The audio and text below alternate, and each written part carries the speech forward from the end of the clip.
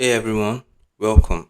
I'm thrilled to have you all here today, not only because I get to see all your wonderful faces, but also because we have something very special in store. For the very first time on this channel, we'll be diving into the world of Svelte 5. I know it's not officially out yet, and it's still a bit shaky, but that's not dampening my excitement, and I hope it doesn't for you either. In today's video, we're going to embark on an exciting journey of building an e-commerce platform using the brand new Svelte 5 API.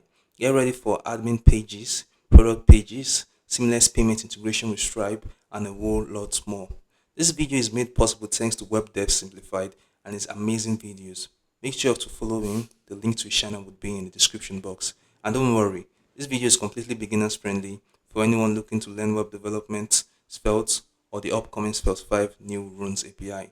Throughout this tutorial, you are not only going to master Svelte 5, but also get hands-on experience with SvelteKit, Shadcn Svelte, Tailwind to complement Shadcn Svelte, Lucia auth for authentication, Prisma as our ORM, SvelteKit Super-Forms for schema protection, Svelte for validation, and of course, Stripe integration. Don't forget to check out the GitHub page. The link would be in the description box. Leave a star to let me know you visited, and also remember to like, share, and subscribe to the channel for more exciting content. So buckle up because we are going to have a thrilling ride packed with learning and building. Before we get to building, let's have a demo of the application. So on my screen right now is the login page for me to log in as an admin. So I'll put in my username, which is admin, and then my password, which is a very predictable password, which is just password. And I'll sign in. And now I have been redirected to the admin page where with the dashboard overview. And I can have a quick overview of the sales, the number of customers, and the active products that we have in the store.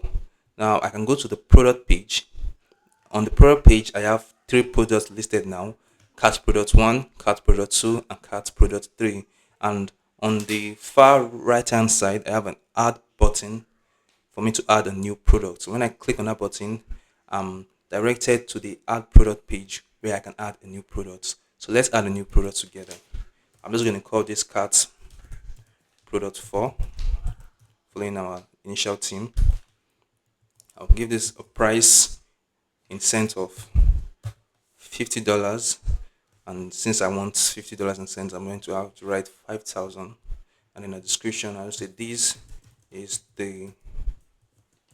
this of cat product 4. Now we are left with these other two sections, the file and the image. For the file, since this is an digital e-commerce store, we're going to have to choose the file that we want to sell.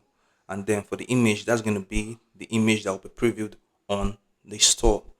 So I'm just going to choose the same file for both of them. There would be both images. For the file, you can actually choose any type of file. But for the images, we restricted it that you can only upload images. I'll click on the choose file button, and then I'll go to my pictures. I have cat images here. I'll just choose this download to cute cat image, and I'll do the same for the image as well. And I'll click on save. And since it was successfully saved, it has been added to our product, but you can see that it has this X kind of icon letting us know that this product, though has been added, it's not yet active. So as you can see here, I have the active button, the activate button I mean, but the rest of the products here are active and they will show on the store. And as you can see, they have the check mark button, and theirs won't actually show activate, but they activate. So in order for me to activate this product so that it can actually show on my store, I'm going to click on the activate button, and as you can see, the X has turned to a check icon. Now that I've added the new products, we have 4 products in total. What next I'm going to do is just click on the sign out button, and I'll sign out as an admin user, and I'll be taken to the store just as a regular user. Now that I've signed out, you see we have a most popular section and the newest section.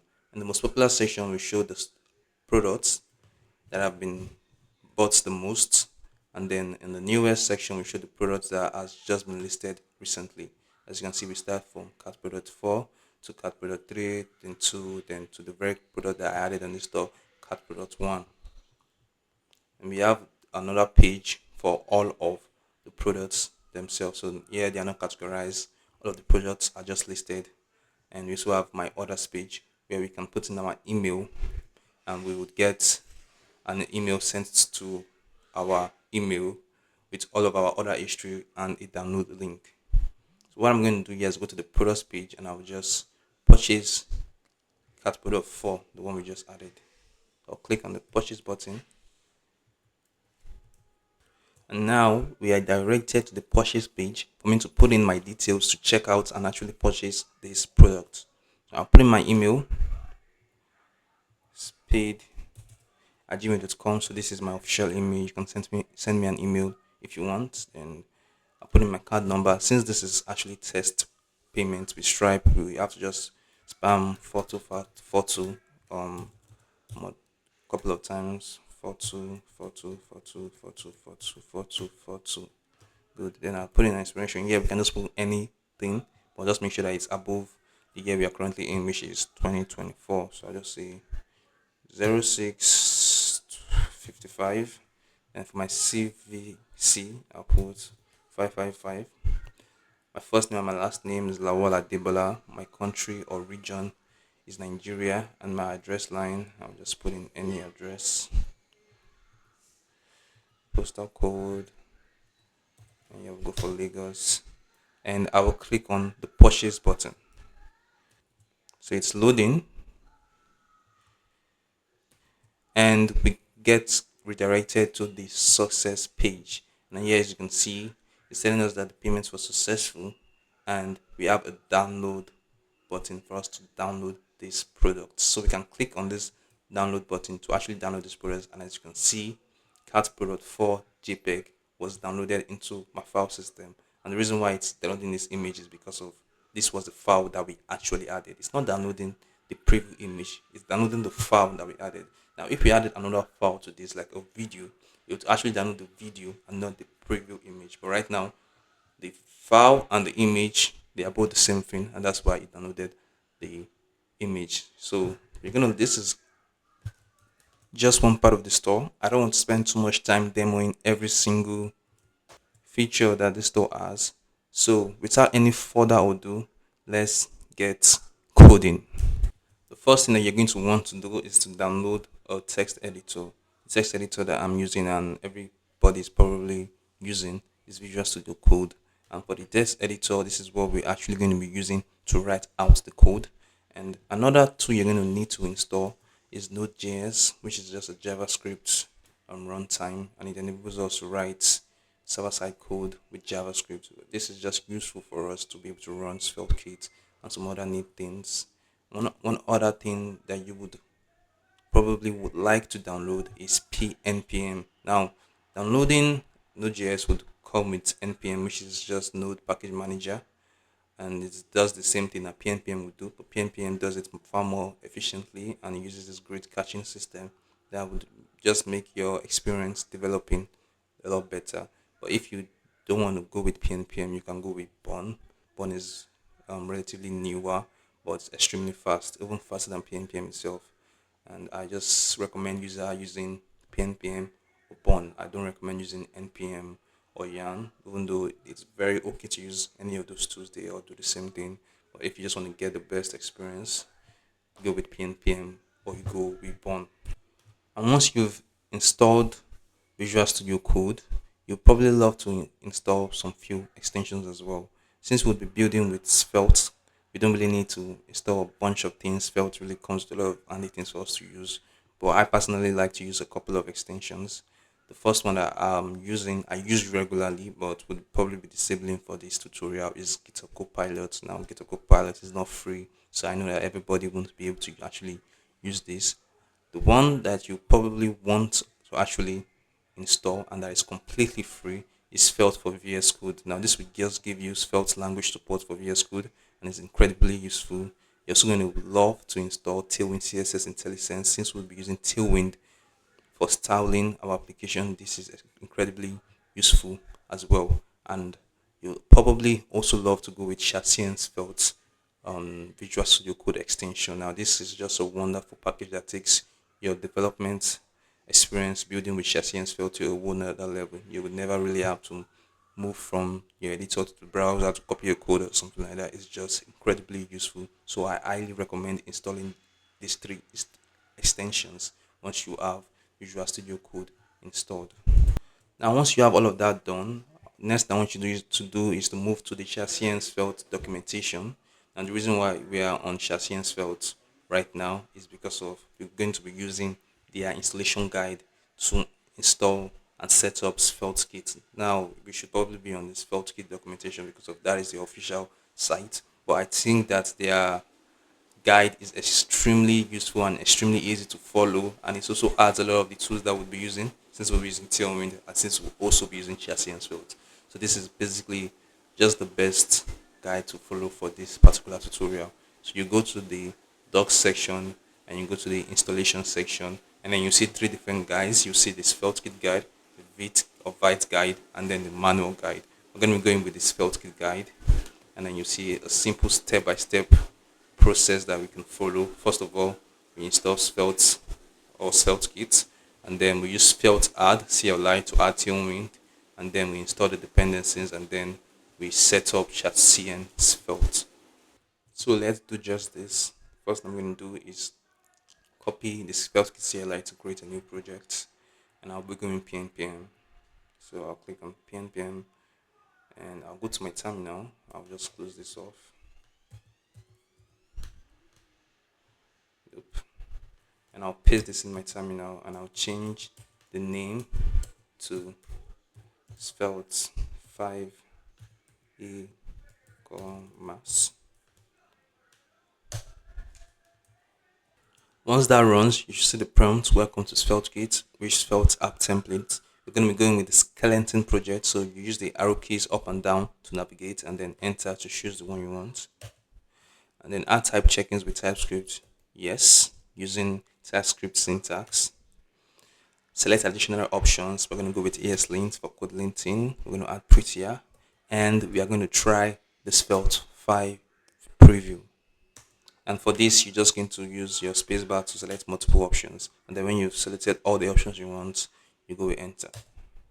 And then it tells you that it has installed this, installed that, and it shows you the next step, which is to seed into the folder directory, pnpm install, and then to add git. But we won't be doing the pnpm install just yet. What we're going to do is just cd into Svelte 5 e-commerce, and now go back to the browser, and we're going to add tailwind css. So I'll copy here with pnpm again to my terminal, paste that, and we use Svelte add. Now the reason why we're going to use Svelte add and not just going through the manual installation that they show us in the tailwind css guide is because of Svelte add does everything for us clean and simple. You don't have to do any configuration, just does everything, and I really love using this to add Svelte or to add tailwind to my SvelteKit applications. Now that it is successfully added and set up tailwind in our application, what we can do now is run pnpm install or npm install or yarn install, depending on the manager that you're using. I'll go with pnpm I, and I is shortcut for install, and this should work. Give that a couple seconds and it should completely install, and we can start building the application. Now that we have successfully installed the application, what I'm going to do is to just open the folder directly in our Visual Studio Code, because right now it's not actually the direct folder in the Visual Studio Code. So I'll just come here, go to open folder, I'll click on open folder, and I'll go to this particular folder and I'll select that folder so I can open it directly as Visual Studio Code. I don't want to click on this open folder right now while I'm still on air, is because of I have private folders and things that I don't want you to see basically. So yeah, open folder. That's how you just do it. Now I've done it, and as you can see, we have our SvelteKit 5 e-commerce application opened as the root directory in the Visual Studio Code editor. And you'll see a couple of files here. If you are new to Svelte, you're new to SvelteKit, you see a couple of things here that might confuse you. So let's have a quick rundown on what it is that we have here. The first of all, we have this .svelte/kit folder. Now this folder, you really don't have to bother about this. This is generated every time we create a new SvelteKit project and every time we run pnpm pnpm dev or npm dev, or you just start up a development server with any package manager that you're using. So if I deleted this right now and then I run pnpm dev, it will regenerate this. So this does not really have any concern with you. This one is none of your business. And now we have node modules. Now node modules is where we keep all of our um, dependencies, folders, and the dependency packages. This as well really does not have anything to do with you. You don't have to be concerned with this. The only thing you have to be concerned with is that this is actually needed for your application to run properly. So try not to delete this. Even if you deleted this, you can easily just regenerate this back by running install, like npm install, npm install, but you should be okay and fine just leaving this the way it is. Now we have the src folder, which is by far the most important folder that you should be worried about. Since it is the most important, we'll leave this for last. We'll come back to it later. Let's move down to the static folder. Here we have a lot of the static files like favcons and icons and whatnot. And then we have ESLint ignore. This is for ESLint. We have again the ESLint trlc.cjs for ESLint. We have the git ignore file for Git as well. So if you want any file folder to be ignored by Git and GitHub, you put it in here. And we have the npmrc, the prettier.org, and the prettier ignore, prettier erc, and all of these have to do with prettiers, and all this you really don't have any concerns with them. The package.json, the pnpm lock.yaml, post css.config.cjs, you really don't have anything to do with all of these. The only thing you probably have anything to do with would be probably the tailwind config.cjs and the svelte config.js. Now, on this tutorial, we would not be doing anything with any of these files, but in a real life scenario, you probably would have to configure a couple of things here, and as for the tailwind config as well. Now, I want you to take a good look at your tailwind config file. You see how scanty it is. Look, you see how pretty much empty it is at the moment. Now, we're going to use Shadcn Svelte, and Shadcn Svelte utilizes tailwind css. So you'd see how it's going to generate some new code into here, and it generates some new component into your application with that you can actually go in and edit the style, edit the functionalities to your liking and to the fitting of your application. And that's why I really like Shadcn Svelte, because you can actually see the code that is being added to your application and you can go ahead to edit it. So we'll move on back to the um, SRC folder that I talked about. This is the most important folders. The rest pretty much don't really, most of the times, would not have anything to do with them. So let's talk about the files first. We have the app.pcss. Now this is just a post-CSS file. It's basically just the same way CSS works, but with the added power of post-CSS. Now you can use post-CSS syntax, which is very nice, but we will not be using post-CSS at all in this project. So you can also leave this as pcss. It's still the same CSS. Don't be worried about it. And we have the app.html, which is just your root HTML file. Don't be worried about this as well. And the app.d.ts, again, you don't have to be worried about this. It's just where we add some typings to some things that SvelteKit cannot by itself generate. So we're going to have to, like, say locals or page data or the errors. We can also add the typings there to help SvelteKit better understand the way our application is working. Now we have two folders here. The lib folder, we'll be adding everything that we'll be using throughout our application, like components and utilities files and all those things. And then we have the routes folder, and the routes folder is where we add our pages. So for this routes folder, every folder here could become a route, not is a route. They could become a route, and they become a route by you adding special files to them. So as you can see, we have this kind of funny looking names plus page.svelte and plus layout.svelte. These are what we call special files in SvelteKit. Now the root plus page.svelte, that means the plus page.svelte in the route folder is the root page. That is, if the name of your website is mywebsite.com, if someone goes to mywebsite.com, this will be their first entry. This will be the first thing that they will see. And for our scenario is going to be localhost 5173. When we go to that route, this will be the thing we'd see. And for the layout, this is going to be the root layout, meaning that this is going to cover our whole application. Anything that we put in here is going to show throughout our application. So anything we put, let's say for example, we put a UI here, like a button. The button will persist throughout our application, no matter the page we go, no matter how nested down we go. That button would always persist because of we have it in the very root layout on the top of our page. It's on the top hierarchy, so it's going to show in every route, no matter how deeply nested that route is. And that's why this place is very, in fact, it's the perfect place to put things like a link to our CSS file, because of you want to use tailwind CSS throughout the application, and you want every page to inherit the styles of tailwind CSS on the utility behaviors of tailwind CSS. So by putting this in this file on the root layout, it persists throughout our application, and we can use tailwind throughout the application. So one thing I'm going to do here is just add lang equals to ts, because we're actually using TypeScript. Yeah. And when Svelte had set this up for us, it did not do that. So by doing this, I'm telling you that this is a script SvelteKit. Sorry, this is a TypeScript script tag, and I'll just format this a little bit better. And we can actually save this, just Ctrl S, and it would use prettier to format it for us better. And now let's continue by understanding the way Svelte template works. Now in SvelteKit, unlike some other UI libraries out there, I'm going to be referencing React a lot. Number one, because of it's the most popular one there, and number two, because of it's really a good example of why Svelte is really good. Now, just like React, unlike React, where you before you start every file or every component in React, you're going to have to export a function and yada yada yada. It's felt it pretty much just starts like this. So I'll get rid of this, and each one, this is a svelte component. You have a svelte component right here like this. This seems like HTML, yes, I know.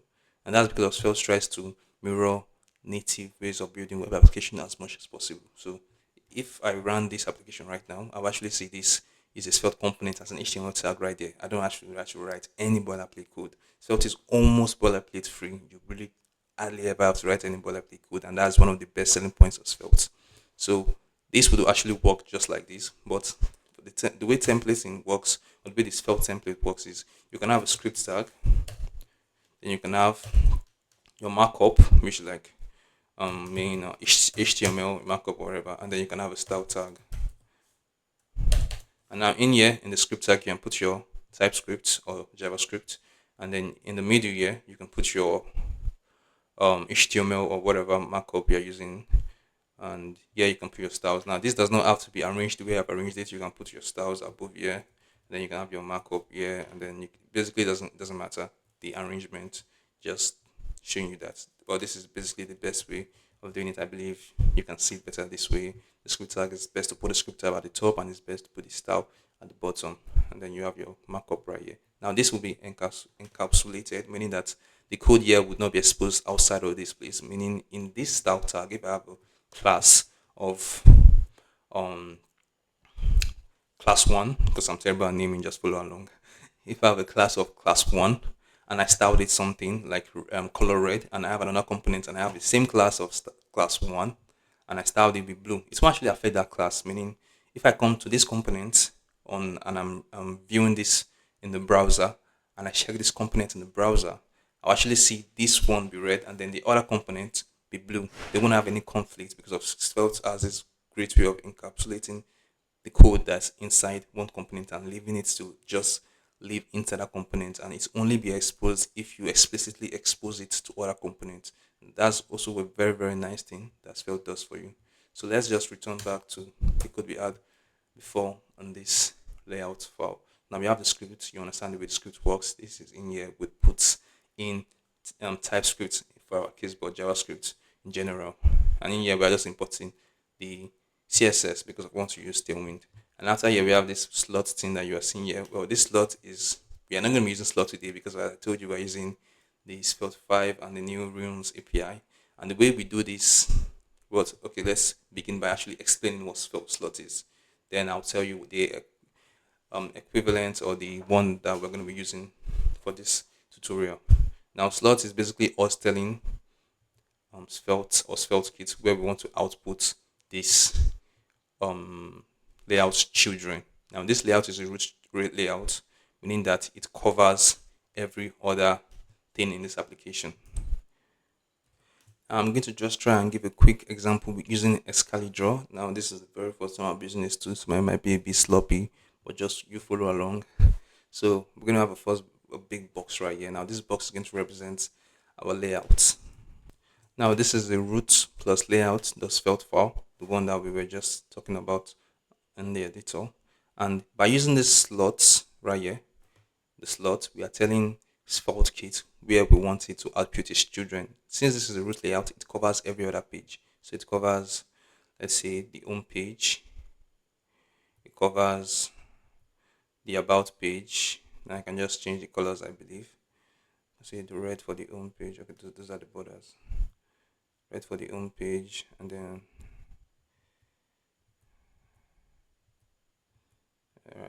we're gonna go with blue for the about page, and let's just say contact us page. Now let's just imagine that they were actually nested and not side by side. You usually won't have contact us nested in your about, but you get what I'm trying to explain here. But just imagine this was the structure of application where we had the home page right here.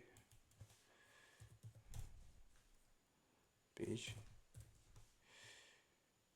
Again, quite sloppy with this tool. But you get my point, right? The home page and the about. Well, you get my point. I don't have to write every single one down. You understand what I'm saying? That's usually why I use colors so you can actually know what I'm talking about. So we have the home page, the blue for the about, and then the yellow for the contact us page. Now, the plus layout does fail to cover everything. Everything that is in the application, no matter how nested they are, no matter how much more we have, it will be all covered by the plus layout of Svelte. And that's why I said this is the best way to put anything that we want to be globally recognized, anything that we want to persist throughout our application. Example, the CSS file, so we can actually use tailwind throughout the whole application. Now, any UI that we put inside here is going to persist throughout our application as well. For example, if we put an header that we want to show throughout the application, we'll put it in the root layout. And if we want a footer that will show throughout the application, we'll put it in the root layout as well. And that doesn't mean that the page, the home page or the about page or the contact us page can have its own layout. They can have their own layout, and then nested things in those routes would inherit the things from those layouts. But on that layout would inherit things from the root layout. And granted, we can do advanced layout things like breaking out of layouts and other stuff, but that's not the focus of the tutorial. Yeah, I'm just going to teach you or show you the basic of how routing works and how the root layout actually works in Svelte and SvelteKit. So by using the slot, it's just us telling SvelteKit to render its children in this place. Now, if we didn't have this layout, it won't actually render anything. It would just be the things in this layout and then nothing more. But this slot tells SvelteKit to render this thing somewhere. Now, I'm just telling to render it here. If we had an header here, so I'm just going to use comments here. An header, it will render the header first and then to render the slot. And that's what I mean by we tell SvelteKit where to render it. So SvelteKit doesn't just render it anywhere. We tell it where we want it to render it. So if I had an header here and then I had, let's say, some other component here, it will render the header and then render the component and then render the slots. And that means the children of this layout beneath the header and the component. If I had the slot in the middle, it's going to render the header, it's going to render the children, and then it's going to render the component. I believe you all understand this. This is pretty easy. I don't want to spend all day here just explaining how slot works. So that's how slot works in Svelte. But this is how slot has been working till Svelte 5. And in Svelte 5, we won't be actually using Svelte slots anymore. We'll be using a different concept, which are called snippets. Now, it's not like anything was wrong with slots that we had to move out of slots and come to snippets. It's just that snippets are a lot more easier. They are much more flexible and they make just much more sense. Slots were very nice when while they lasted. Even though I'm talking like as if Svelte 5 is already out, but Slots they are really nice, but they had like some really confusing thing like the this directive and how you use the let directive. I mean, the let directive was pretty confusing. There's no like straightforward pattern of changing that. So all those little caveat there, I really didn't like them, and I'm just really excited about coming to a new age where we use snippets and snippets. To use snippets, we have to use the render method to actually render out those snippets. And for the plus layouts, the spelled files, we have a default, I could just say a default snippet, which is the children. And then with that, we can use the render to render them. So I'll show you what I'm talking about. So instead of using slots here, so I'll just get rid of all of these. I'm going to say let children is equals to dollar sign, and now dollar sign is to tell Svelte that we want to use runes, and then I can just use props. Now this is the new way of actually using props or properties in Svelte 5. Previously we had to do things like export let children, and this is how we created props. Though these were nice, but they were pretty, I would say, then it's just kind of confusing because if you had multiple props, you will have multiple of this like this, and it looked very ugly. Though readable, but very ugly. But this new pattern is far, far, far more better. So by using the children, we are telling Svelte now that you should get these children. Now, this children in Svelte 5 is a reserved word, so you can't just name your own personal props children. This is what Svelte uses to know that we are talking about rendering the children of a particular component. And now we can just come below here and use render. This I'll use render at render, and then we can just render the children like this and call it, and voila, we have Svelte 5 already being implemented in our application. And like, I don't think people really understand how cool this is. I think the best part about this whole thing is that you don't actually import anything. It's almost like we're writing a new language on its own. You're not actually importing anything and making sure that the imports work and things like that. We're literally just writing Svelte. Almost like Svelte is a new language, and the templating system just works really perfect and it knows what to do. And yeah, we don't import. You see, we don't import props, or we don't import children. Though yes, we are getting children from here, but we don't import all these runes. We just use the dollar sign, and Svelte knows, and he knows what to do, and that's just beautiful. So yeah, that is what we use to replace slots. And I know this might seem a bit like a bit more code. Like previously, we just had to write slot, and okay, that's not how to spell slot. Slot, and it worked. But now we have to write these children and then render the children. But as time goes on, you understand why using this pattern is far better than using slots. Now that we've understood that, let's move on to actually setting up Shadcn Svelte, because so I realized that I would spend so much time just explaining the simple concept as slots. But yeah, let's move on. Move over to the Shadcn Svelte documentation once more, and then we'll scroll down to run the CLI. I'll copy the npm version, open my terminal, and I'll paste that in. All right, would you like to use TypeScript? Yes, we all love to use TypeScript. Even if you hate TypeScript, I promise you, as much as you use it, you will love TypeScript. So go with yes, and default styles, we'll go with the defaults, we'll go with slate. Where is your global CSS file? Yes, it is located in app.postcss. Where is your tailwind config? Yes.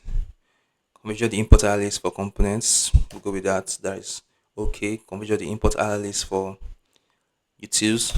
You also like that the way it is. Your tailwind config has been renamed to tailwind config.js. And just do your thing, Shadcn Svelte. Do your thing. Now all has been successful. What I want us to do is go back to that tailwind. Yeah, the tailwind config.js. And remember the last time that we checked this, I told you to notice how scanty it is, and then when we ran Shadcn Svelte, it would pop in some new things in. But this is what I was talking about. Now we have all of this in here. Now you don't have to understand the way all of this is working. In fact, in the very next feature, like in the next version of Tailwind, won't actually using this format anymore. But right now, this just gives you complete freedom on how you want to run your application, and you can change things here, and you can style this to fit your application, so you have complete freedom over the way you want this. And the best part is this, that we actually get all of the variables in our CSS file. So now, previously we just had this in our CSS file, but now we have all of these CSS variables that we can change. We can change the colors, we can change the padding, we can change the borders, we can add things to here as well, which is just beautiful. And that's not where Shadcn Svelte ends. We can actually, when we install the components one by one, so we don't have all of the components just installed and packaged together, making our app janky and slow when developing, and even bloating our application when we deploy them. Some of them do have tree shaking, but still, those do bloat our applications. With Shadcn Svelte, we install our components as we need them, and when we install them, we get them in this components folder that has just been generated for us by Shadcn Svelte, and we can edit those components by ourselves because we have full access to the API, and we can edit them to fit the way we want them to. That's an extremely nice feature, and that's the reason why we're using Shadcn Svelte, and probably be the same reason we'll be using it throughout this um YouTube teaching career of mine, because it's just really amazing. Now, moving on to actually running this application, because I noticed that we have not actually run this application. We've just been talking and looking at code. But let's actually look at what this application looks like. So now I'm going to write pnpm dev to run my development server. And this should open for me at localhost 5173. And one nice fun fact for you is that this 5173 actually spells site. So if you just close your eyes and imagine it properly, you'll notice that 5173 can actually spell site. And that's something nice from the creators of it, who are the same guys that created Vue as well. So yeah, big shout out to Vue.js from the Svelte community. So opening 5173 in your browser, you should see this pop up. Now, the way I'm going to actually be building this application is we're going to divide our screen to half, or maybe a bit more than half for the editor, because that's where we'll be writing. We'll try to make it as equal as possible. That's okay. And here we see this welcome to SvelteKit, visit blah blah blah to read the documentation. And if you were following along with what I've been saying and blabbing all through, you should notice that that should be coming from the root plus page.svelte file, because of this should be the first point of entry when we load up our application root. Now we can get rid of this and we can put anything here. So I can just say Svelte 5e e-commerce, if that's how to spell e-commerce. And then once I save this, you see this auth reload to Svelte 5 e-commerce. Extremely nice. And now that we've all gained basic understanding of how this whole thing work, we can actually start building with some good momentum. The first thing I'm going to do is build out the admin pages. So I'm going to create a new folder called admin, and we're going to create that folder inside the routes folder. And in order to make this admin a route, we're going to have to create the plus page.svelte file in here. But I hope you guys noticed how stressful that was. We had to create a folder, and then we had to create a route, and normally we'll have multiple special files here. We can have a plus page.server.ts file, we can have a plus server.ts file to create an a endpoint, and more like plus error.ts or plus error.svelte, I mean. And it gets more, and it usually gets very stressful. One very great way of doing this is, again, the reason why I told you to install the Svelte for VS Code extension. So if you haven't, make sure you install that now. So what I'm going to do is just delete this and go to my routes folder. I would right click and then use Svelte files, create route, and then I'll also write here write admin and click enter, and I can choose the files that I want to create, the special files that I want to create alongside this folder. So I'll choose the plus page.svelte and the plus page.server.ts, and I'll click enter. And just like that, it creates the admin folder, and inside the admin folder we have the plus page.svelte file, and we have the plus page.server.ts file as well. So now I'll go to my plus page.svelte, close that up, get rid of all of this, and let's start building out the admin page. Before we actually dive into building out the admin page, I want to just do a quick cleanup. You know how to make the whole application look very good. I want to add some styles to the root layout file. So I'll just come above here and say div.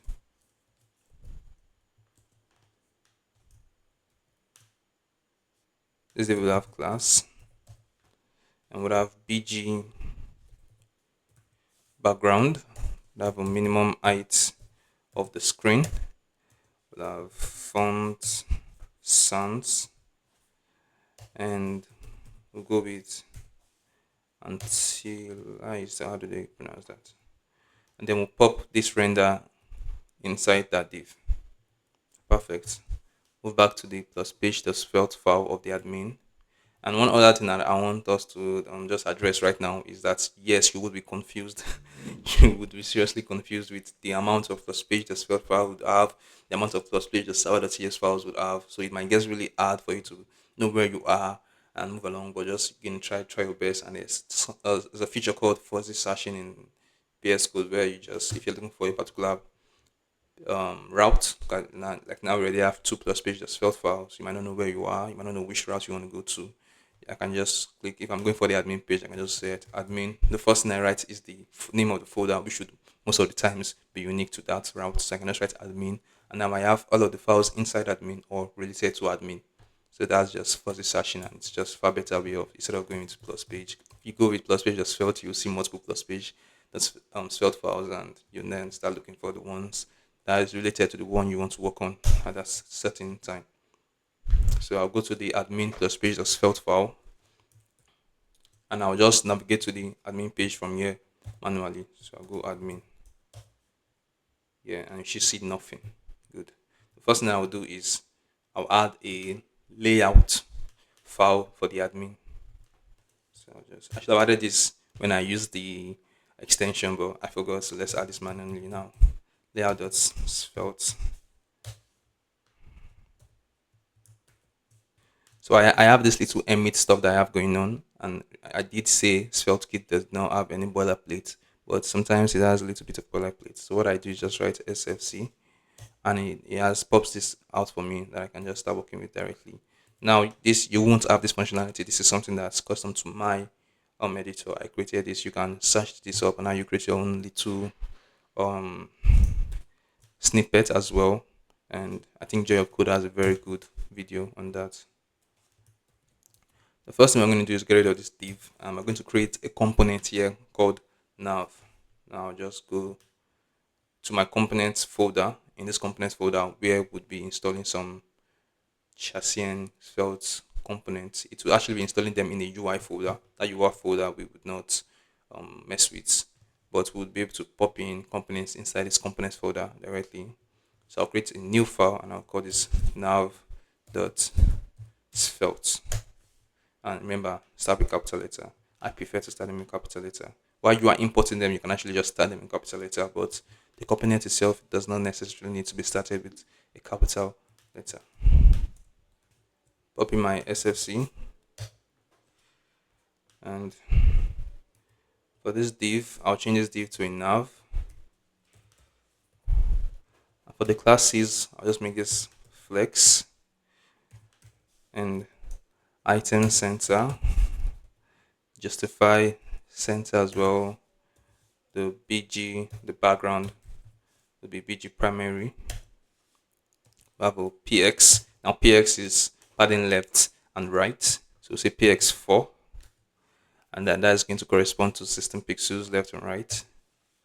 We'll have a text of primary foreground as well. And for this nav is going to be like some kind of cover, and it's going to have children. So remember, the way we did it in the layout, we can just say let braces. This is the structuring children. And say children equals to prop, and this props is just runs the new way we define properties or props. I don't think it's called properties. Props in Svelte. Now this is going to have some typing errors because of children. This time is not going to be referenced by Svelte itself. When we use this children in a plus page dot svelte, a plus layout dot svelte file, Svelte knows what we're talking about, but when we use this in just a component that we created ourselves, Svelte doesn't actually know what we are doing. So this is going to have some typing issues, but I'll show you how we deal with that. So yeah, I'll just render out the children like this. Save this. And now as you can see the typing issue I was talking about, children is of type unknown.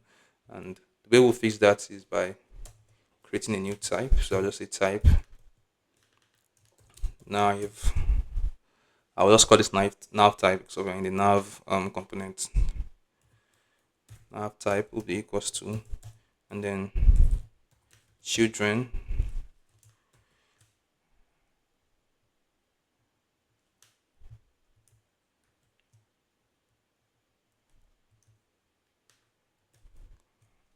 children would be. Sorry for the little lagging issue. I had a little issue with my system. It lags sometimes. So I'll just change this back to children, and that's going to be of type snippets. Now snippets is going to be from Svelte, so we don't actually worry about snippets. So I can just click this here, and it should auto import. If it doesn't, we can import that manually by ourselves by just writing import type type is equal to, we don't need the equals to here since we are importing the type. Now we'll get snippets from here. Let's see, from Svelte like this. And now if I save this, everything should format properly, and we are still getting the unknown TypeScript error, and that's because we've not actually added nav type as the type for this props. So I'll just say nav type here, and the error should go away. Now we can go back to the layout for the admin page, and we can use the nav component here now. So I can just say nav and import that, and in this nav we can actually write things in here. So I can say Lawal Adebola Fawaz, like as if this was a native tag we're writing inside it. But the way Svelte would actually read this, it's going to read this as its children, and it's going to output that wherever we render the children. Yeah, very very nice. And when I save that, you know what I'm going to do? I'm going to write control or press control K and then S to save every unsaved file in the on the editor right now. So control K and then S to save everything. And as you can see, we have Lawal Adebola Fawaz showing in the browser. Very nice. But we don't actually want my name showing, do we? We want something else. And what we want to show here is just their links or buttons or whatever you want to call them. And they would be what we use to navigate in the application's admin pages. If you remember the demo, we had the admin, then we had the product, then we had the others, we had the users as well, and we also had the logout button. So the way we'll create it, since they would all be having the same styles, that one, we can actually go ahead and create a new component for this and then just reuse that component. But since that's, a bit stressful creating a new file and all that stuff, what we can just simply use is we can use snippets. Very, very easy. We can just come below here and we can open our curly braces and we can go for snippets. Yeah, like this, and we can call this nav link. And the beautiful thing about the snippets is that this is are just like chunk of UI components that we can reuse in very very flexible manner throughout this file. So I can go with nav link like this, and I can get props from here. I can go. This is crazy. I can get the href. I can get the text as well, and then this will, because we're using TypeScript, we can just type this. We can say href will be of type string, and then the text will be of type string as well.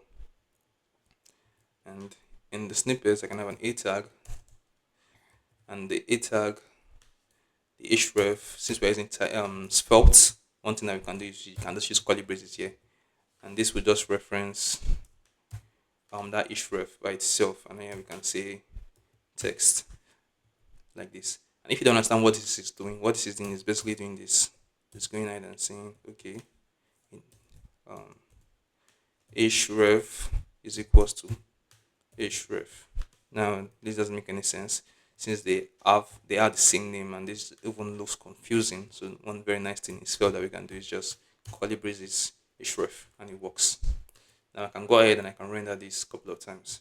So I can say at render nav link, and in here I can pop in the props that we need. I can say href. Nope. Don't know where I was typing that. I can go href here. And for the href, I can just say slash. And for the text, I can say admin. And I can save that. And you see that we have admin showing here, and admin is a link going to the home page. I can have multiple of these. I can go more. I can save that and see we have more of them, and I can change the names. I say product. I can say order as well. And I save that, and as you can see, though there is no space here, you can hardly see what's going on. But you can notice that it's not the same text being displayed, and we can reuse this chunk of UI throughout this file as easy as that. Now let's get rid of all of this and just leave the admin so we can see what we are doing. And for the admin, the href, I'll just make this admin. For the text, it won't actually be admin, but dashboard.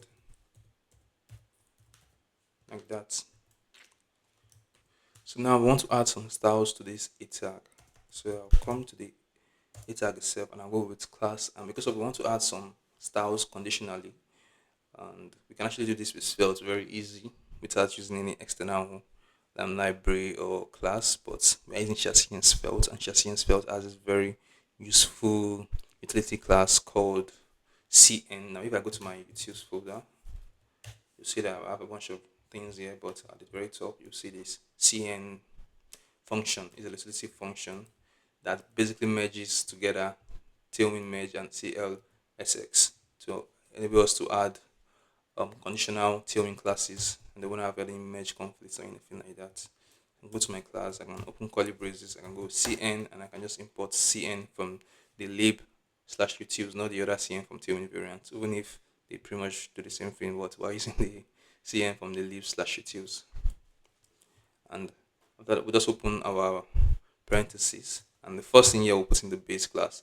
This is the class we want to persist or to show nevertheless, meaning that whatever condition comes in or goes out, we don't care. We want these styles to always appear for this element. So we'll say P4, want this to be capitalized, and maybe over it, we want BG secondary, and we want to add another over class. I'm kind of waiting for the day whereas we can just have one over and then add multiple utility class, and we don't actually have to write over every time we want to add a new utility class. I'm pretty sure that is coming very soon, but till then we write it this way. So we can just say over and text secondary foreground and focus visible. For the focus visible, we would have BG secondary. We'll have another focus visible as well, and this time we'll just have for the text secondary foreground. Now we've added the base styles. Let me just cut that into multiple lines so you guys can actually see what's going on. And I don't think that made it any better. All right, now I think that should be a lot better. Now we've added the base styles. The next we want to do is add the conditional styles, the styles that want to be added if something equals to true. So I'll just come outside of the base styles, which is these ones here. I'll have a comma. Then I'll add the second argument, which is going to be the conditions. So I can say if this is true, add this. And this works like this for the AND statement. So I'm saying if this is true, go ahead and add this class. So I can say BG background and the text foreground. Now this is going always going to add this, so true is always true, and this is not checking on, so based on some um dynamic condition. So what we want to do here is just check for the path name. Now we want to use this to add like an active indicator so that we know which route we are on, and by just looking at the navigation tab or the nav header. So we will do that is by getting the path name and then checking it with the href. If they are the same, they want to add certain stars to it. Now we get the path name by getting the page store. We also get the path name by getting from the server, but that doesn't make any sense in this scenario. We will just get the path name from the page store. So we can say const path name, or you use let, doesn't really matter now that we're using runes, but I think let is still favorable in the Svelte community. So I'll say let path name would be equal to page, and page is going to be from app slash store. Remember, page is a store, so put dollar sign to auto subscribe to it. Then we'll say dot url dot path name. Now we can get the path name, but this will actually not be dynamic, meaning that it's only going to get the initial path name on initial load, and when we navigate, this won't actually change. So previously or currently in Svelte 4, the way we do it is by using this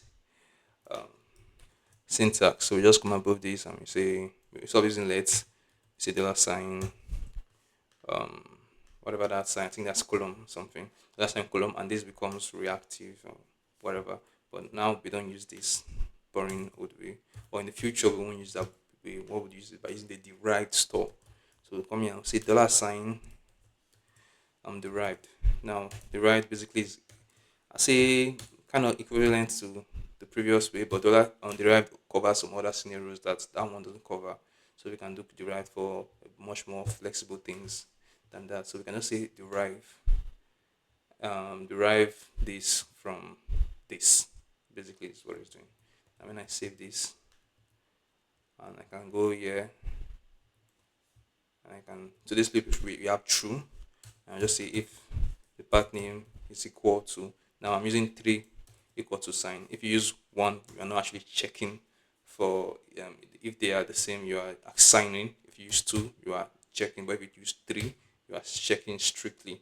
So now this is a stricter check, and it's the one recommended to use when you're using JavaScript. So use three equals to and href, and I'll save that, and yeah, we should have this because now this is the active one. We have it white and a blue or bluish, grayish, slatyish text.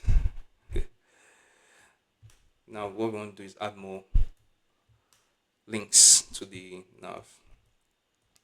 So I'll just use Shift Alt and then my arrow key down to just duplicate this, and then this next one I'll have it admin slash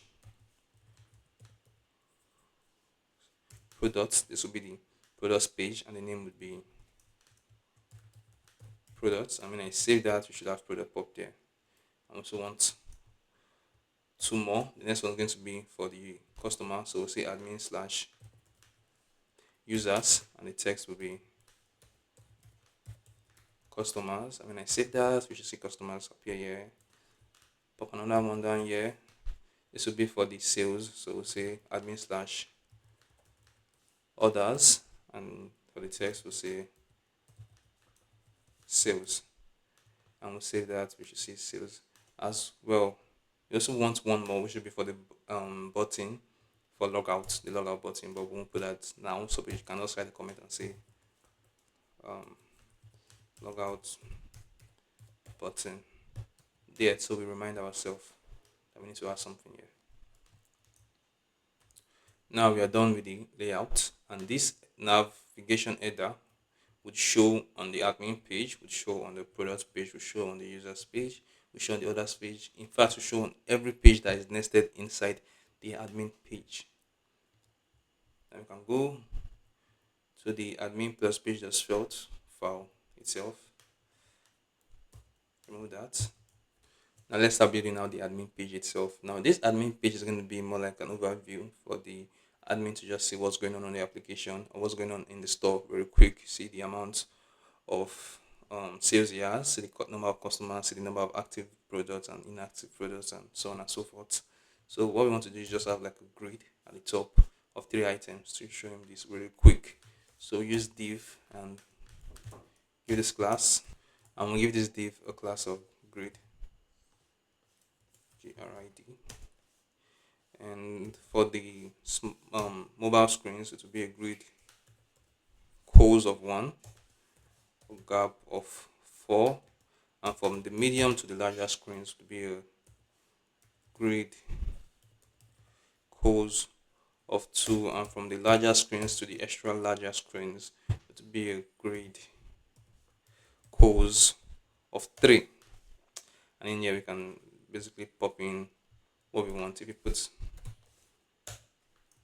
three divs here and I said this is div 1, and I did the same for the rest but incrementing them.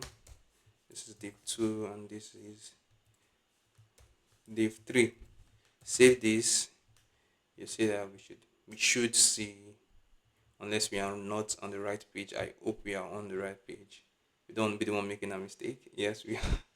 Yes, we are on the right page. Make sure that is saved. Let's just refresh this. Alright, so we are actually on the right page, but you see that what we just wrote now isn't reflecting here. And that's because we fell victim to something that I explained earlier, that if we didn't do it, it won't work. But somehow I forgot to do it, is to render out the children. Yeah, because of if you don't tell Svelte where you want to render the children, Svelte won't render it. It will just show you the whatever you popped in the layout, and it won't show you anything because we didn't tell it to do anything. So what we want to do here is to render out the children prop. So first of all, we need to get the children prop. So we'll just say let children is equals to dollar sign props, and we get the children, and now we can render them out. I want to render them below this now. So I want to leave all of my snippets like at the bottom. So I'll render it right here. So I'll just put this in a div. Give this div a class of container and my my6, and then at render children and call that. And then the second I save that, you see the admin page pop out. Now save and bam, yeah, we have this is a div 1, this is a div 2, and this is a div 3. And the reason why they are stacking on top of each other is because of, I remember the way we wrote it, we said the mobile screen is one a column of 1, on fairly larger screen the medium screen we want a column of 2, and on the large screen we want a column of 3. And that's the rule it's following. And now since the three divs or the three cards will have basically the same styles, what we can do is use snippets in this scenario as well. I come here and go for snippets, and I can say I've got this dashboard card, and I can get the title. So let me just create types, and then I can just pop in them with autocomplete. So I can just say dashboard card props. That's what I'm going to call the types. See, dashboard card props, and I'll come below here to the script tag, and I'll create that type. Type is going to be equal to dashboard card props. And I always make this funny silly mistake. I'm too used to using interfaces, that's why the equals to is kind of weird to me, but yeah. So I'll say title, that'll be one prop that would have, and then I'll go with sub title, this is going to be a string, and then with the body it should also be a string as well. And now in here I can just pop them in like this, bam bam, nice. Now in the snippet itself, we're going to be using the card component from Shadcn Svelte. Now, the way people usually use Shadcn Svelte is by going to the documentation every time they want to add a new component, going to the page of that component. In this case, is the card component. When they get to the card component, they go to the anatomy most of the times. But if they don't have an anatomy, you can just go to the code here and you can basically just copy out the code for the card. So as you can see, you see the usage here, and then they're telling you how to use it. Then you can copy this out. And when you copy that out, you're also going to need to install the card component or add the card component. So you pick anyone you want and then you add it, and then you also copy this and paste it. And you can see that that process can be a little bit time consuming when you're going back and forth from component to component. And that's why I told you to install the Shadcn Svelte VS Code extension, because of this just helps you a lot. What we can do here, since once you use the card component, I can just do Control P, and when you put Control P, you put your greater hand symbol, and then you just type out Chad CN, you should see Shadcn Svelte, add new component. That's what we want. So you click on that. When you click on that, okay, so we are getting this error telling me that cannot get the component list, and this is simply because of my internet connection is turned off. So let me just turn it on, and let's try this again. So, and this time should work. Yeah. And now as you can see, we have all the list of Shadcn Svelte components here, and we can just choose one we want. So I can go for the card component, and it's going to detect the package manager that I'm using. In my case, it's pnpm, so it's going to run pnpm dlx Shadcn Svelte at latest add card, which is basically the command it's telling us to copy here.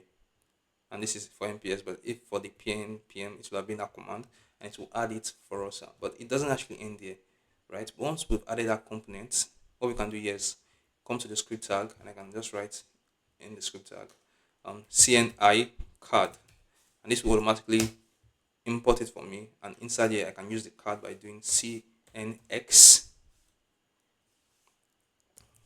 card. All right, so this is actually having some few errors. It's because of this is looking like a JavaScript syntax, but I can do cnx, yeah, same thing.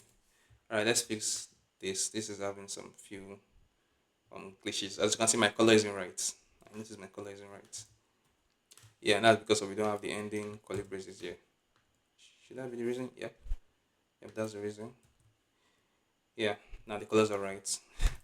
So now that we've gotten that, what we can do here is just cnx. By writing cnx, we can get snippets, and I can go for the card, and bam, it shows me the card snippets. So let's just check if that's actually installed. Okay, it's prompting us, telling us you're ready to install. I'll click on yes, and it has successfully installed the card component.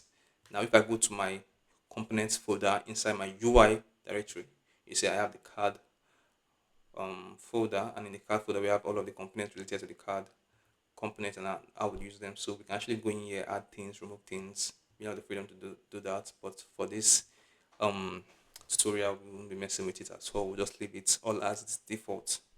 So I can just go back to where I was if I have not lost. I think it was here, right? So now we have the card component added. For the header, what we'll do is to just come to the place we have the title and remove the card title, and we'll just here title, and the title is going to be from the properties, and the same will be for the description. This time we'll put the subtitle, then we'll go to the content. For the content, we'll remove this card content and we'll put body, and for this time we won't be using the footer, so we'll just remove the footer. And as you can see the way the anatomy works, you can see the way it's constructed. I can just decide, okay, I'm not using the footer, so I can just remove the footer and it still works, and I can just arrange my components the way I want to arrange them, which is extremely nice. So I'll just save that, and in here I can use the snippets by rendering it here and get rid of all of these, and I would use at render, and I'll render the dashboard card. Remember, this is expecting some props, and yeah, let's go with Copilot. And I remember that I said I was going to actually deactivate Copilot, but We'll do that later on. Now, if I save this, we should see, go back to the application. You see this. Now, we are seeing something very funny happening. Why is it in some form? It looks like triangle. It took the shape of a, like of a triangle. Okay, so on the um yeah, so this is happening because we have this curly braces here. So this curly brace is acting as an element, so it's adding to the grade structure. So let's see where that extra curly brace is. It should be coming from here. Nah, like, where is that extra curly braces coming from? Okay, I think I know. It's actually coming from here. We don't actually need that extra curly braces that I thought we need. My editor was just glitching up that last time. So if I save that, yeah, that should get rid of whatever that was. And now, yeah, we should see this in a very nice three-part grid or three-column grid. So we see the first one, we see the second one, we see the third one. Now we would be changing all of these that Copilot generated out for us. So for the first one, the title would say just sales like that.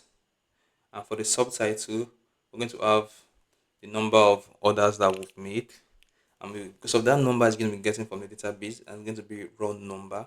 They won't actually be um, formatted. They're going to have to format this by ourselves using JavaScript. So you go to the utility folder, so utils, the one that Shadcn Svelte generated for us. Go to the bottom of the file. I'm going to create two formats. I'm going to create one to format currencies. I'm going to create another one to format numbers. The first one we'll create will be the one to format currencies. So export function format currency. And the format currency would basically look like this, whatever um uh, Copilot was giving us is correct. We trust the AI. So the format currency would take a value, which should be a number, and then we use the INTL number format, and we format this in the US standard using style of currency and the currency of USD. One other thing I want to add here is the minimum fraction digit of zero. So minimum fraction digit of zero, and then we format the value like this. And then we can use this format currency function everywhere in our application by just exporting it out of this file. Next one we'll create would be the one to format the numbers. It's a function format number would be equal. Okay, no equals to this is not. Well, okay, let's just so this is, and VS Code did it again. It was correct for the second time in a row. We're going to be using the INTL number format. This time I'm using the ANUS and we just format the value, and the value is always going to be a number. So number, yeah, yeah. So we can use this outside our application. Go to the page, make sure I save that, Control KS, and let's say for this subtitle, what I want to have is something like, let's say 20,000 orders. Once I save this, you see that 20,000 orders won't actually look that good on the page. So you can see we can actually read this properly the way we can read this $1,000. We can't read this 20,000 properly. We're going to have to count the zeros. So we can just use the number format. So I can just put I'll use backticks. Then I'll get my curly braces. And when I pop that in, that one should actually work. It won't do anything. What I need to do here is get my number format function. Okay. So that isn't actually showing me anything. Let me copy this.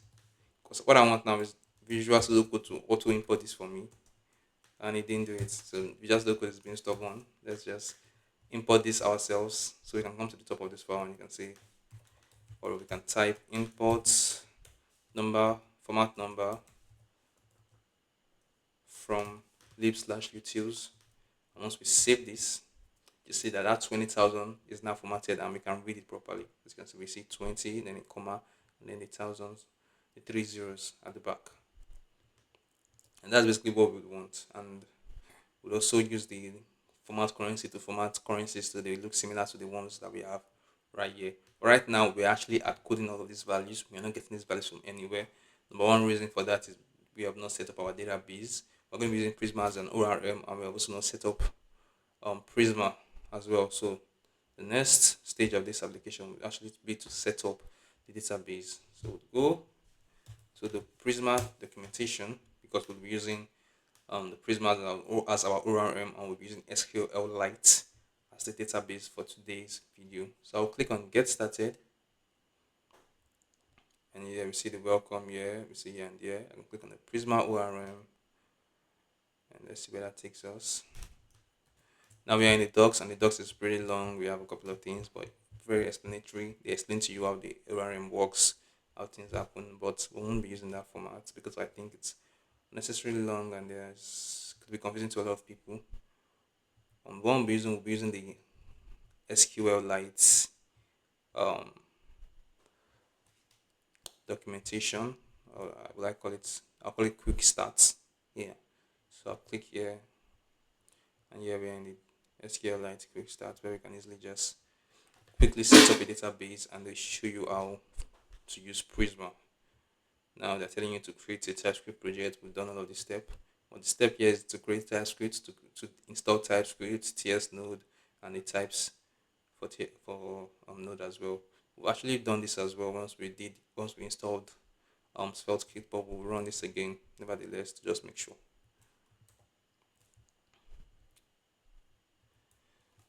And since I'm using PNPM, I will replace this with PNPM. I won't actually install TypeScript again. I think I need to install TypeScript. I'll just install TS node and the auth types / node. And as that is installing, they're telling you to initialize TypeScript. We will need to do this. The next step that we're going to need to follow would be to install Prisma. So I'll copy this as well.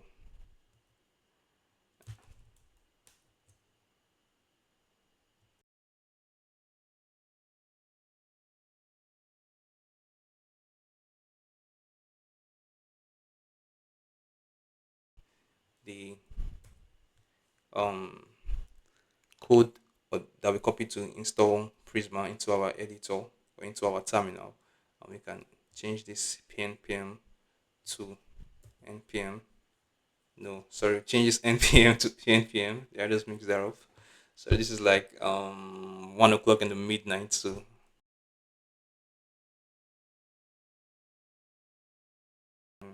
install Prisma.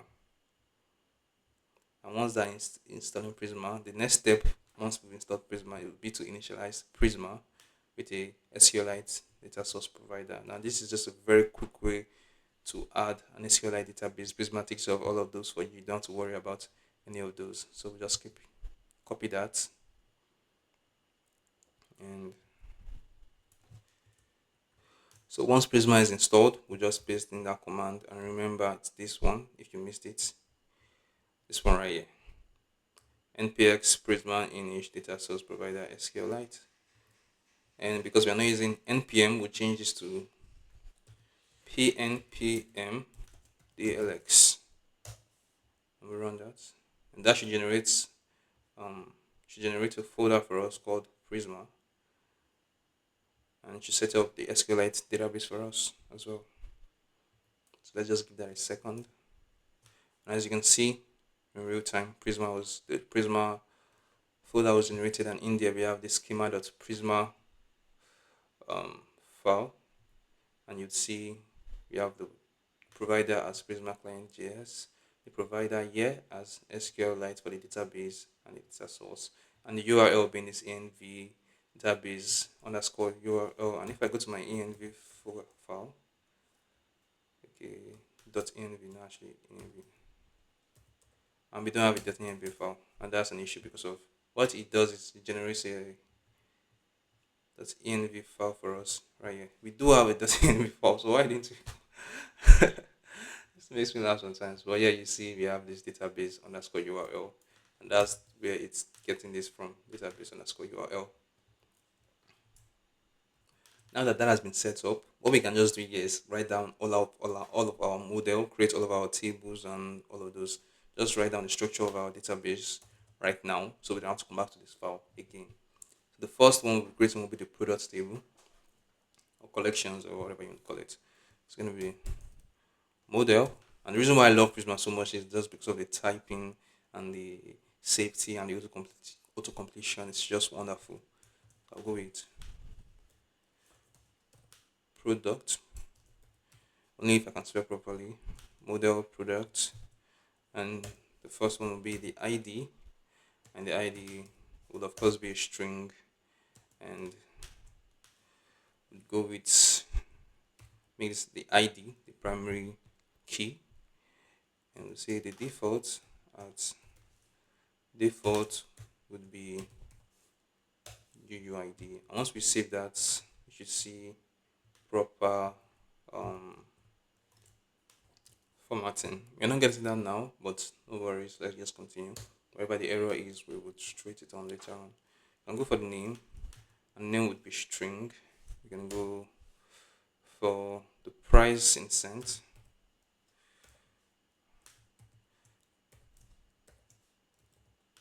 The price in cents, and this would be in it like so. As you can see, when I say that formatted properly, but the ID did not format properly. Or whatever the error is, we will take care of it later on. Let's just keep on going. Without the file part, for the file part, this is going to be a string as well. We also have the image. We won't call this image URL. Let's go with image parts to be consistent, and the image part is going to be a string. I'm looking waiting for Copilot to just autocomplete it for me. We'll create a description, and the description would be a string. Come on, Copilot. All right. And we'll go with the is available for purchase because we want to know whether this one is available for purchase. Is available, not quite. We'll go with available for purchase, and this would be a boolean, but this would have a default value of, so we use at default value of true. As you can see, we're having the red line here as well, and I have realized why, because we're having this extra parentheses that we don't need, so I can just take care of the ID as well. Actually, we can come back to the ID. I can save that, and that should format proper. Now, if you are not getting this sweet formatting the way I am, you can just go to your extension and you would install. I think the name is Prisma. So you install Prisma. There are a bunch of ones. You just install the official one, and when you install it, it might not quite work. You might need to format it down with um prettier, and it's very quick fix. I think if I can just go to my settings app, nope, nah, okay, we're not going to dive into that right now, but you can just search it up. It's very easy, quick. That's if it's not working by default, you just like one line and it works, and you have this nice formatting. So after the is available for purchase, we'll go with the created at industry standard, and to be datetime default value of now, and the next one is close cousin updated at. This would be uh, updated at, and the next one after that will be the order table, and we'll create another table and also create a download verification table as well, but let's leave that as such. We would come back to them later. So let's create another model. This model is going to be called user, and in user would have an ID. The ID will be a string. This ID is going to be the primary key, so say ID, and it would have a default of UUID like so, and we'll have an email, and the email will be a string, and we'll put this as unique to make sure that it's unique. So Prisma automatically will just add validations for us. Even if you didn't add it to our own code, it would make sure that it's always unique. That's just one very nice thing about using Prisma. So I'll go with created art. It's going to be that, and updated art, very similar to the way we did it last time.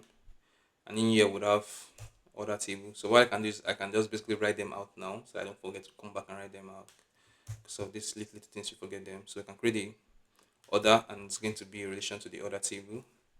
I can create the session, So this session is going to be for Lucia auth, and it's going to be to the session table because we have a session table as well, and whatever is admin, because only admins would be able to get into the admin page, and this is going to be a default of false.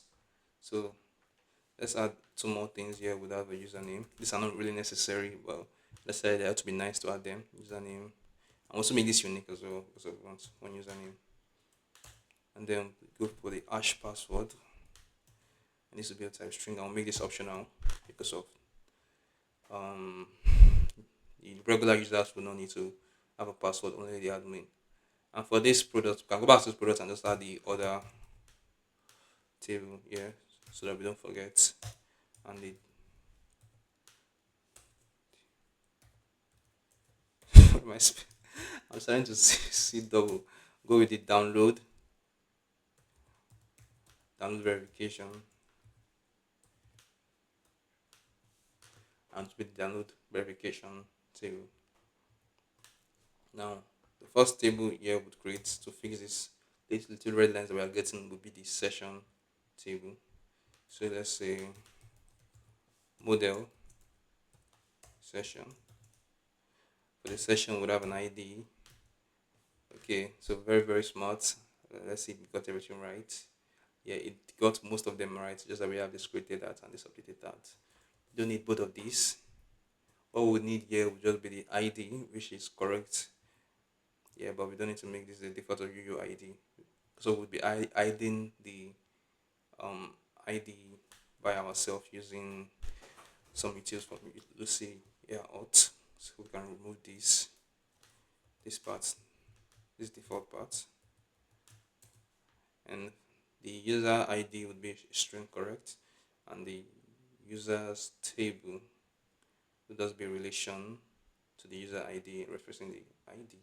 And you can make this called small letter. We don't need that. It's a capital letter. And the next model that we'll be creating will be the other. That's not how you spell model. How did I even spell?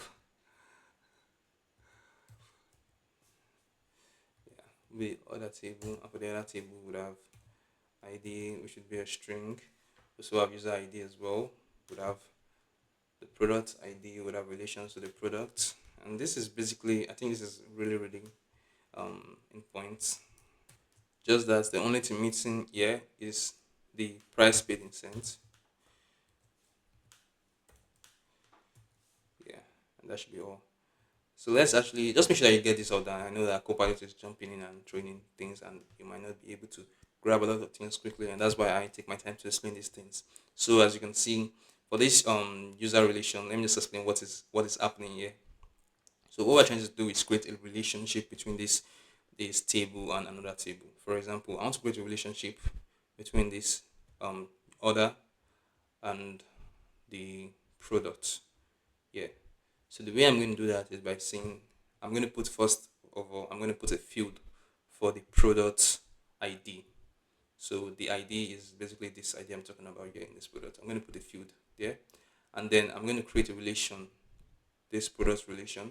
This is me telling um, Prisma that I want to have a relationship between this order and the product table.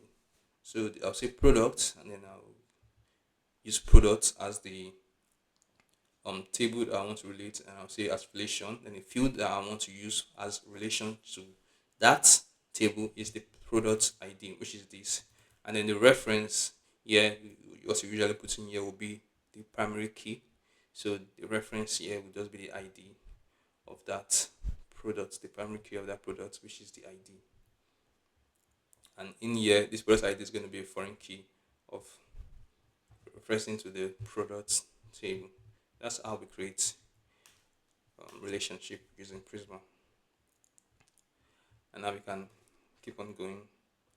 One other thing that we can actually add, one nice things, or more nice things we can add using Prisma is we can say for the user, you can just come here and say on delete.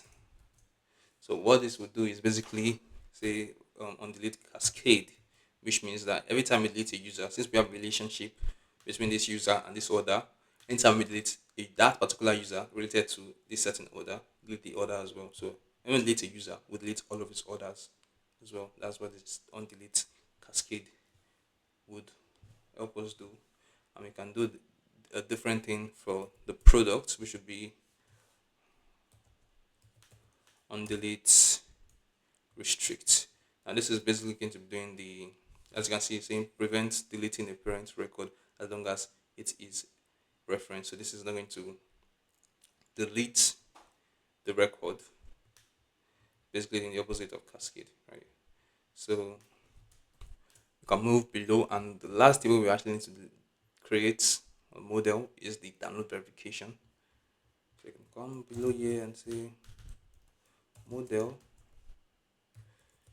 download verification. Here we'll have an ID, and let's see what Copilot will cook up for us this time. Okay, this is looking very nice. Let's say okay, user ID. Nah, we don't need the user ID. Try again. So we'll just go with expire that, because of this is going to be like a verification link that we'll be sending to the users, and they can expire at a certain time, so they don't have like, they don't live forever. So you can say expired at, an expired at is going to be a date time. We also have created at.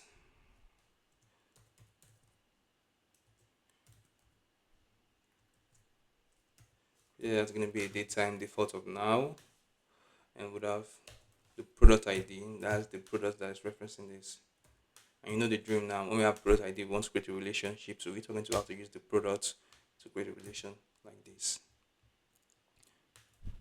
Now, perfect. We've created pretty much the whole thing for the schema, and we've modeled our database the way we want it. The next thing we're going to do is, let's go back to the docs and see. The next point of action is when we've done all of our modeling, and we modeled your data in Prisma schema. Is we want to run a migration to create your database table with Prisma migrate, and this is what we want to run now. So I'll just copy this,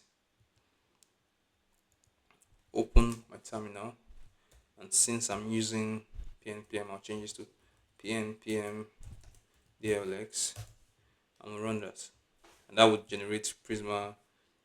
Oh, sorry, that would generate Prisma client for us, so enable us to use Prisma in the our application and get full type safety auto completion is going to be added. All of those nice things. As you can see, your database is now in sync with your schema, and it's running generate. Now that that has successfully generated a Prisma client for us, what we can do is initialize our database clients. So what where I love to initialize database client or anything that's going to be interfacing with my database is in the hooks.server.ts or JS file, because of it runs only once on every page load, and since we're using auto reloading, we get to avoid all of those funny errors that might happen during those times. So where we want to create this file is in your SRC folder. Create a file called hooks.server.ts, and in this file, you just want to write export const db would be equal to a new Prisma client. And the reason why I'm not getting like auto import any of that good stuff is because of we just did it now, and usually the way it works is for us to cut our servers. It doesn't matter if we can just import it by ourselves, but I like to get to those nice toolings so I can cut my server and I'll run this again. That should regenerate the whole thing. And yeah, now if I come here, I believe we should get the auto input now, and that's wrong. Though it can give us something, but that's not what we want. So let's just import this manually. Oh, I think the reason why it's not actually working because it needs to refresh the page itself. So let's refresh that. Once that refresh, we'll see. Okay, so let's try that one more time. Stressing so much about auto import, but let's import this ourselves. We don't need to don't need VS Code to import it for us. I'll say import Prisma client from at Prisma slash client. Yeah, now we can use this DB outside here inside any form action, inside any load function, and we can do database calls and database mutations and all that good stuff. So we go back to our plus page.svelte file since we are done with setting up Prisma and our database. And now we can actually fetch the data from our database. SvelteKit, when we want to fetch data from our database, we have two ways. We have the universal load function and the server load function. Now these are very very similar, but at the same time they are pretty different. So I'm not going to go deep down to explaining it nitty gritty and how it works and when they run and all that stuff. I'm just going to explain it in um just going to explain it directly in reference to what we are doing.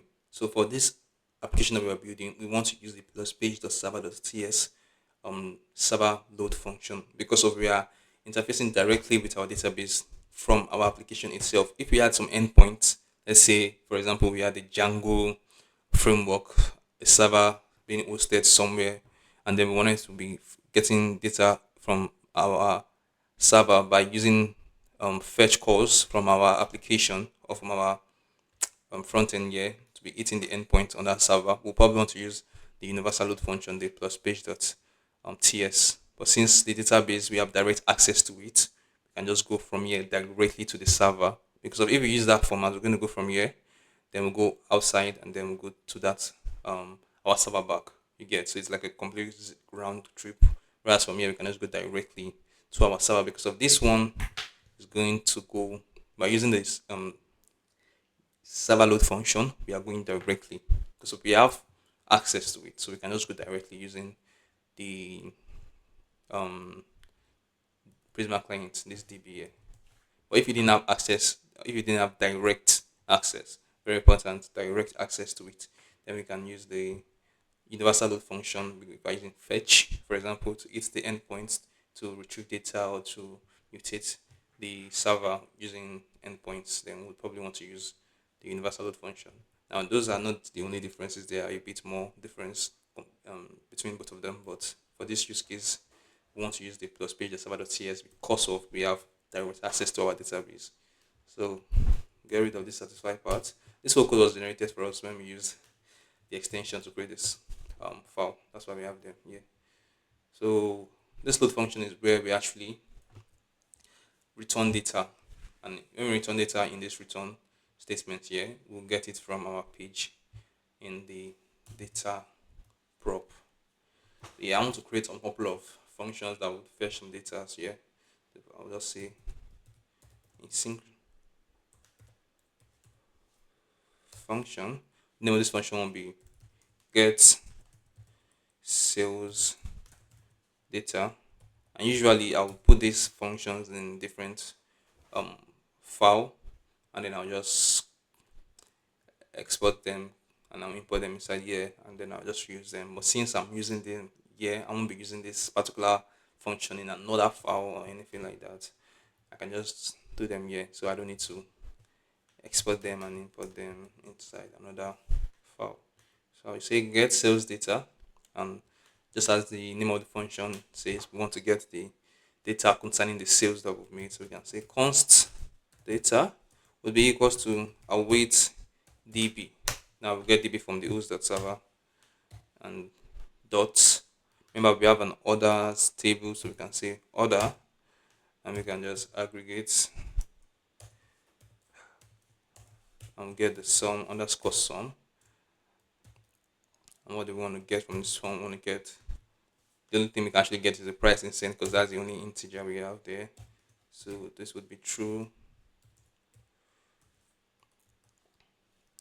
And we want to get the count as well. True. And we'll return. And as you can see, the complete full TypeScript we get, which is just excellent experience. That's why I love Prisma so much. So we'll get return, and I'll return amount. This is how I want it to be formatted. I would say amount, and I also put my brackets. See, amount will be data dot underscore sum dot price in cents. And if this is not defined, this would be zero. So we can just say or zero divided by 100, because this is going to be price in cents, and we want this to be converted to um price, not in price in normal format. And then I'll go for the number of sales. I'll say number of sales, which should be data dot underscore count, like that. And by running this get sales function, we should get the amount, which is basically the price in cents divided by 100 and the number of sales. And we'll have another function here, which should be to get the user data. So all of our users data. So I'll say this will be very similar to this function as well. Async function, and name will be get user data. We won't need any params. The first one will be await db dot user dot count. This will get all of the users, the numbers of all the users we have, and this is not inside the function. So let's make sure that that is inside the function, and we can just call this const user count. And we also want to get the sum, which is the price in cents as well. So I'll say db await db dot order dot aggregate, and in here we'll get the sum, just like we did last time. Price in cents, true. And one thing you notice that we're doing here is that in this function, we're actually making two different calls. We are first making the calls to get the user count, and we're getting the other call to get the order data. Now, even though this works, this isn't ideal because of this is going to be called in series. And what I mean by that is, let's say, taking for example, we have this call is going to take 3 seconds. Now that is that is some exaggeration, but let's just take that as an example. This call is going to take 3 seconds, and this call, the second call after that, is going to take 1 second, right? This call here below, the one that's going to take 3 seconds, would not be able to be called, would not run, would not fetch, data will not be returned unless this one has resolved. So the user count, whether taking 3 seconds, whether taking 10 seconds, whether taking 1 milliseconds, is going to have to be called first before this one will be called. So meaning that the total time of this get user data function running is going to be an addition of this one and this one. So if this took 5 seconds and this took 2 seconds, it would be together 7 seconds, which is not really ideal. So what we can do is run this in parallel. And if you understand how electronics works, you understand series, you understand parallel. You know that when we run it in parallel, this way it's not going to be an addition. It's going to be kind of like, it's going to be like merging both of them together. Meaning that it's going to call at the same time, almost at the same time. So if this took 5 seconds and this took 3 seconds together, this function call will just take 5 seconds. It's not going to take an addition of both of them. It's going to take when you code both of them together. So if the first call went and then the second call went these two of them would be called out together, and the number of time or the number of milliseconds or seconds it took to get a call is going to be the highest one because both of them were called at the same time. But if they're called in series, it's going to be the addition of the first one and the second one. So it's going to be the first one and then the second one. So you can see it's invariably it's longer. So that's what we don't want. We want it to be called in parallel.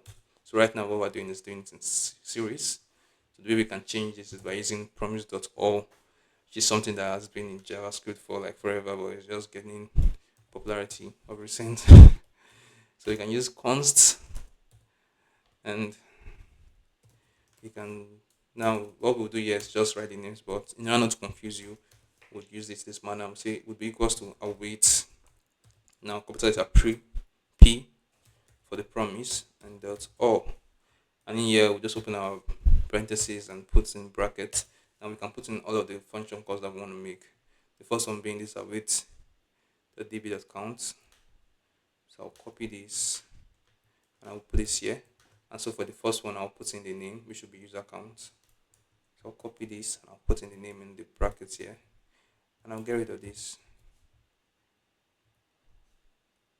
And then I can use a comma to separate them so I can have multiple calls here. And then I can do for the second one, which should be this call. I can copy this, get rid of this, and I'll paste this here. And yeah, this one would be the second name would be other data. And remember, I'm using camel case, so this get user data should have a capital letter U. So I can have other data and user counts. And we're having this red line because of the brackets is closing this one, and it should be closing, if I'm not wrong, this one here. Yeah.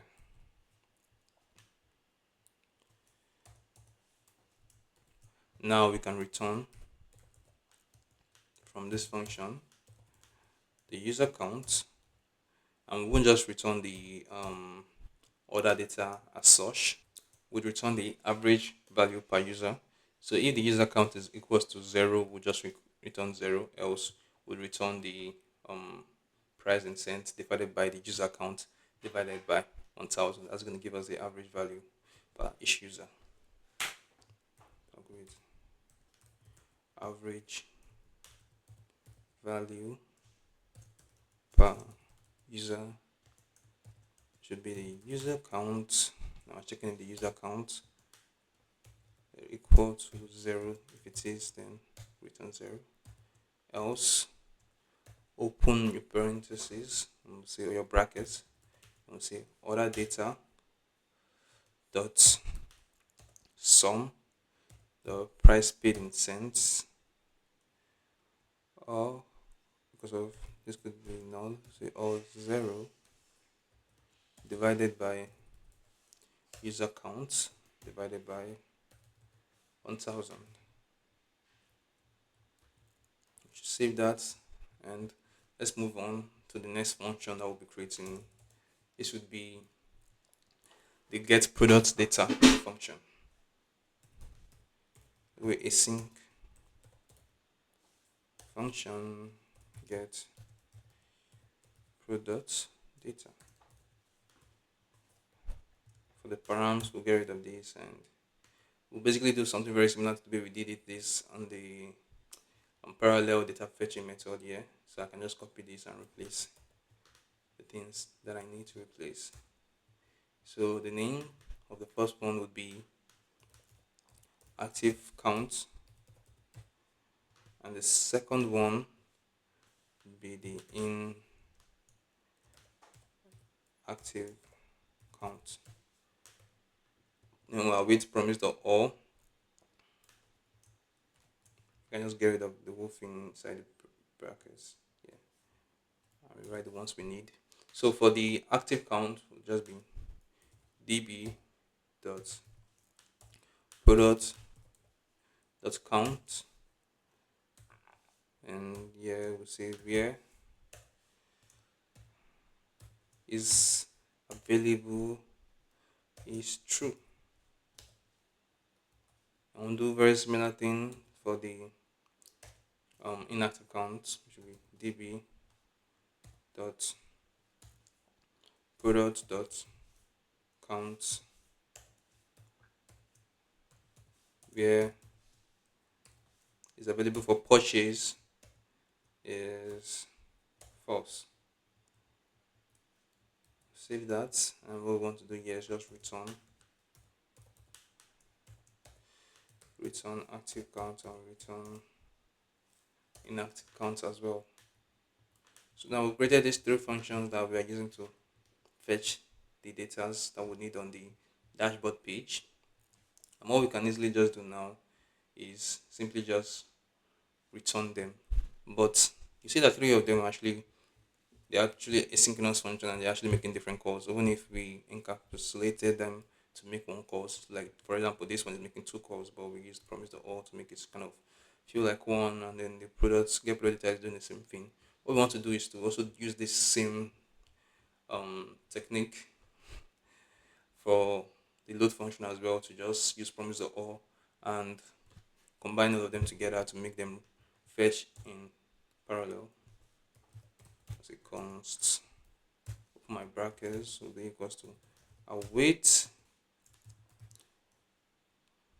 promise the all, and in here I can say get sales data as the first one. The second one will be get user data, and then the third one would be get product data. And I can just get it in that same order here. And yes, it's important that it's in that order. You're not simply destructuring from an object. So I would say sales data, and then we'll go for user data, and then product data. I will simply just return them down in my return block here. Sales data, user data, and the product data. Now we can get back to the page file, the plus page.svelte file of the admin folder, and we can get the data. And by getting the data, we get full type safety. Svelte and SvelteKit knows what we put in here, and you're going to have to actually install that Svelte for VS Code extension for this to work. So it knows that we have the sales data, the user data, and the product data as well. So we'll have full type safety. So I'm just going to save this first of all. Control K S. I'll divide my screen. I don't think, let's not divide our screen for now. We're not seeing anything. Don't need to see anything for now. So let's just continue here. I'll say let, and now I want to get data from the backend, and the way I do it is by using a data props, which is a reserved keyword as well. So you don't use data to create your own props. Reserved for, you can. It's not it's not as if it's out of the deal. You can, but just kind of um just try not to use it, right? So you don't create any confusion for yourself. I'll say data would be equals to $sign props, and with the data we get, like I can say data dot, as you can see we have the product data, we have the sales data, and we have the user data, and then for the product data we have things like active count and inactive count. So as you can see, it's completely type safe. So in order to use these things, we're going to be doing data dot this, data dot this, dot that. I don't want to use that format. So what I want to do is to structure them from the data. I want to structure sales data, user data, and product data from this data prop. I can just say let, use my destruction syntax, and here we'll use the derived runes, and from here we'll just put in the data, and we can structure from here the product data, the user data, and the sales data. Now we can use for this first card in the dashboard that we are rendering out here, we can use the sales data to get the number of sales. So in this number format, I can get rid of this number I put in here. I will just put here sales data dot number of sales, and for the body I'll get rid of this coded value. Here I want to use the format currency that we created, and I'll get sales data dot amount. I'll save that, and let's check our browser. Let's check how that looks.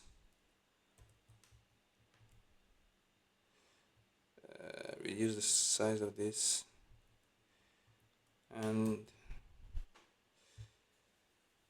yeah, I don't think that refreshed. Is this even running? Yes, it is. Let's refresh this manually.